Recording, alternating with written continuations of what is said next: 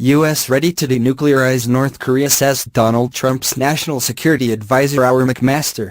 The U.S. is ready to forcefully denuclearize North Korea, Donald Trump's National Security Advisor has said, calling the state a grave threat.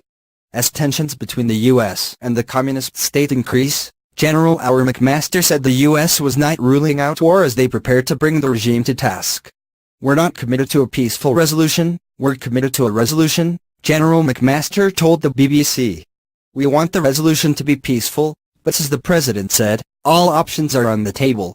We have to be prepared, if necessary, to compel the denuclearization of North Korea without the cooperation of that regime." General McMaster added, "The chances of war, who knows what they are, they can go up or down based on what we all decide to do." General McMaster also criticized North Korea for its repeated nuclear missile tests, calling the state a grave threat. In November, the North Korean regime claimed to have successfully completed their most advanced nuclear test to date in a show of military strength.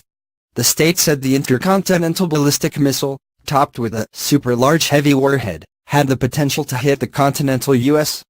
General McMaster said the chance of war could change, based on what we all decide to do. But he added, "North Korea is a grave threat to all civilized people across the globe." President Trump has previously tweeted that North Korea's leadership won't be around much longer. The comment was interpreted as a declaration of war by its regime.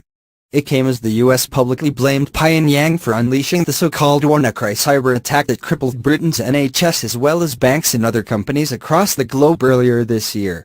The attack was widespread and cost billions, and North Korea is directly responsible, Tom Bossert, Homeland Security Advisor to President Trump, wrote in a piece published on Monday night in The Wall Street Journal.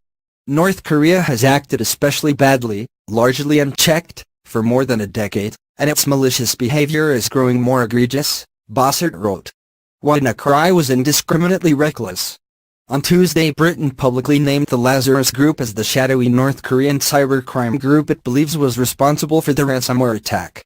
The Foreign Office said the National Cybersecurity Center had assessed that it was highly likely the attack in May was the work of cybercriminals.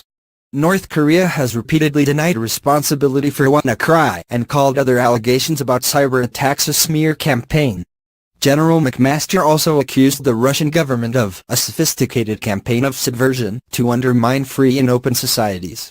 He said Russia's alleged meddling in U.S. elections was certainly a national security threat.